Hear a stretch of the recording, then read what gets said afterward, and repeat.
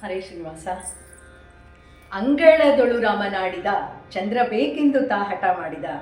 ಅಂಕಿತ ಆದಿಕೇಶವ ಕನಕದಾಸರು ರಚನೆ ಮಾಡಿದಂತಹ ಕೃತಿ ಅತ್ಯಂತ ಸುಂದರವಾದ ಕೃತಿ.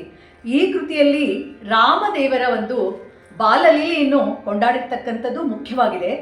ಎರಡನೇದಾಗಿ ಈ ಕೃತಿಯಲ್ಲಿ ದಾಸರು ನಮ್ಗೆ ಏನೊಂದು ಸಂದೇಶ ಕೊಡ್ತಾರೆ ಅಂದರೆ, ಮನೆಯಲ್ಲಿ ಪುಟ್ಟ ಮಗು ಏನಾದರೂ ಹಠ ಮಾಡ್ಲಿಕ್ಕೆ ಆರಂಭ ಮಾಡ್ತು ಅಂದರೆ ತಂದೆ ತಾಯಿ ದಿಕ್ಕು ತೋಚದೇನೆ ಆ ಮಗುವಿನಲ್ಲಿಯೇ ಮನಸ್ಸಿಟ್ಟು ಆ ಮಗುವನ್ನು ಎಷ್ಟು ಜೋಪಾನ ಮಾಡಿ ಆ ಮಗು ಏತಕ್ಕೆ ಹಠ ಮಾಡ್ತಿದೆ ಅಂತ ತಿಳಿದುಕೊಂಡು ಅದಕ್ಕೆ ಬೇಕಾದದ್ದನ್ನು ಮಾಡ್ತಾರೆ. ಅಂದರೆ ತಂದೆ ತಾಯಿ ಮಕ್ಕಳನ್ನು ಎಷ್ಟು ಇದರಿಂದ ನೋಡ್ಕೊಂಡಿರ್ತಾರೆ ಅನ್ನೋ ಒಂದು ಸಂದೇಶವನ್ನು ಮಕ್ಕಳಿಗೆ ಕೊಡ್ತಾ ಇದ್ದಾರೆ. ಇದು ತಂದೆ ತಾಯಿ ನಿಮಗೋಸ್ಕರ ಎಷ್ಟು ತ್ಯಾಗವನ್ನು ಮಾಡಿರ್ತಾರೆ, ಎಷ್ಟು ಒಂದು ತಮ್ಮ ಸಮಯವನ್ನು ನಿಮಗೆ ಮೀಸಲಿಟ್ಟಿರ್ತಾರೆ ಅನ್ನೋ ಒಂದು ಸಂದೇಶವನ್ನು ಕೂಡ ಇದರಲ್ಲಿ ಕೊಡ್ತಾರೆ. ಇದರಲ್ಲಿ ರಾಮ ಹಠ ಮಾಡಿದ ಅನ್ನೋದು ನಮ್ಮ ಮನಸ್ಸಿಗೆ ಬರತಕ್ಕದ್ದಲ್ಲ. ಯಾಕೆಂದರೆ ಅವನು ಭಗವಂತ. ಆ ಭಗವಂತನಿಗೆ ಈ ಎಲ್ಲ ಲೀಲೆಗಳು ಕೇವಲ ನಟನೆ ಅಂತ ಹೇಳಿ ವಾದಿರಾಜರು ಲಕ್ಷ್ಮೀ ಶೋಭಾನದಲ್ಲಿ ಬಹಳ ಸುಂದರವಾಗಿ ನಮಗೆ ತಿಳಿಸಿಕೊಟ್ಟಿದ್ದಾರೆ. ಪ್ರತಿಯೊಂದು ಕೃತಿಯಲ್ಲೂ ಕೂಡ ದಾಸರು ಹೇಳ್ತಾರೆ, ಭಗವಂತ ಕೇವಲ ನಟನೆ ಮಾಡ್ತಾನೆ ಹೊರತು ಭಗವಂತನಿಗೆ ಯಾವ ದುಃಖ, ದುಮ್ಮಾನ, ಹಸಿವೆ, ನಿದ್ರೆ ಅದ್ಯಾವುದೂ ಇಲ್ಲ ಅಂತ ಹೇಳಿ ತಿಳಿಸ್ತಾರೆ. ಕೊನೆಯ ನುಡಿಯ ಒಂದು ಸಂದೇಶವನ್ನು ನಾವು ಅರಿತುಕೊಳ್ಬೇಕು. ಈ ಕೃತಿಯಲ್ಲಿ ಮುಖ್ಯವಾಗಿ ಕೊನೆಯ ನುಡಿಯಲ್ಲಿ ಹೇಳ್ತಾರೆ, ಕನ್ನಡಿಯೊಳು ಬಿಂಬ ನೋಡಿದ ರಾಮ ನೋಡಿದ, ರಾಮ ನೋಡಿದ, ಚಂದ್ರ ಸಿಕ್ಕೀತೆಂದು ಕುಣಿದಾಡಿದ, ಚಂದ್ರ ಸಿಕ್ಕಿದನೆಂದು ಕುಣಿದಾಡಿದ.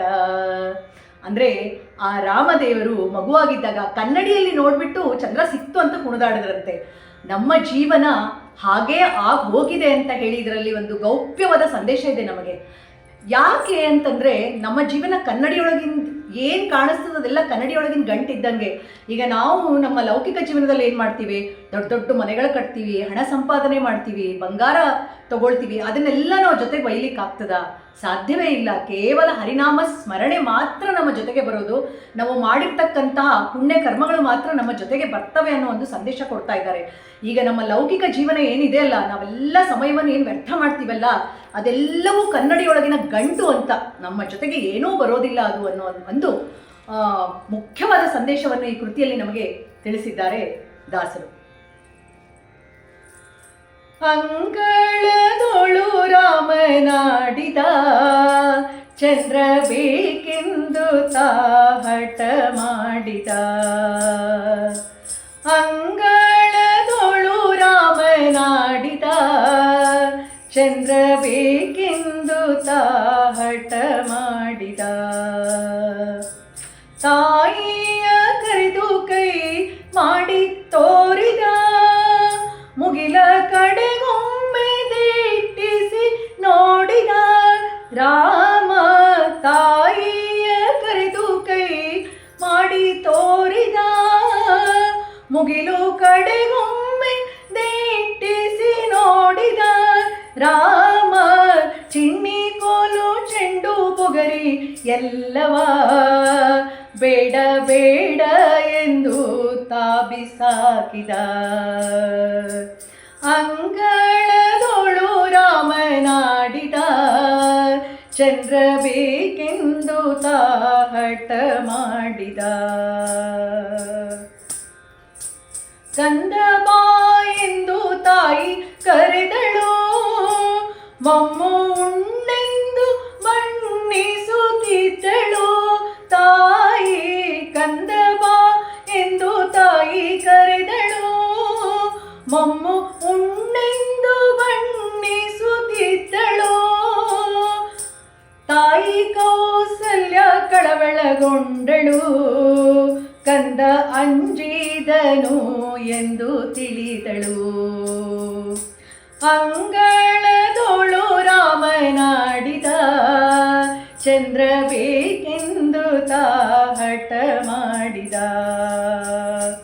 ಅಳುವ ಧ್ವನಿ ಕೇಳಿ ರಾಜನು ಮಂತ್ರಿ ಸಹಿತಾಗಿ ಧಾವಿಸಿ ಬಂದನು.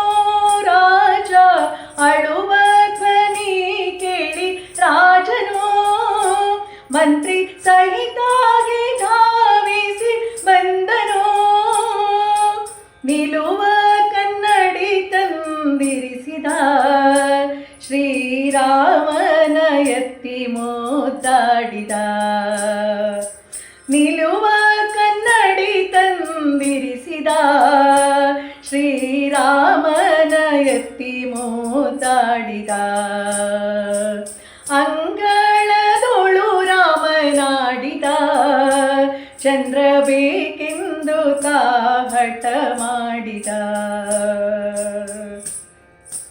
ಕನ್ನಡಿಯೊಳು ಬಿಂಬ ನೋಡಿದ ರಾಮ ನೋಡಿದ, ರಾಮ ನೋಡಿದ. ಕನ್ನಡಿಯೊಳು ಬಿಂಬ ನೋಡಿದ ಚಂದ್ರ ಸಿಕ್ಕಿದನೆಂದು ಕುಣಿದಾಡಿದ. ಈ ಸಂಭ್ರಮ ನೋಡಿ ಆದಿಕೇಶವ, ಈ ಸಂಭ್ರಮ ನೋಡಿ ಆದಿಕೇಶವ ರಘುವಂಶವನ್ನೇ ಕೊಂಡಾಡಿದ. ಅಂಗಳದೊಳು ರಾಮನಾಡಿದ ಚಂದ್ರ ಬೇಕೆಂದು ತಾ ಹಠ ಮಾಡಿದ.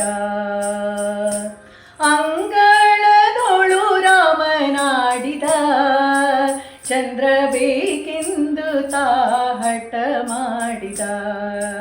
ಚಂದ್ರ ಬೇಕೆಂದು ತಾ ಹಠ ಮಾಡಿದ. ಚಂದ್ರ ಬೇಕೆಂದು ತಾ ಹಠ ಮಾಡಿದ.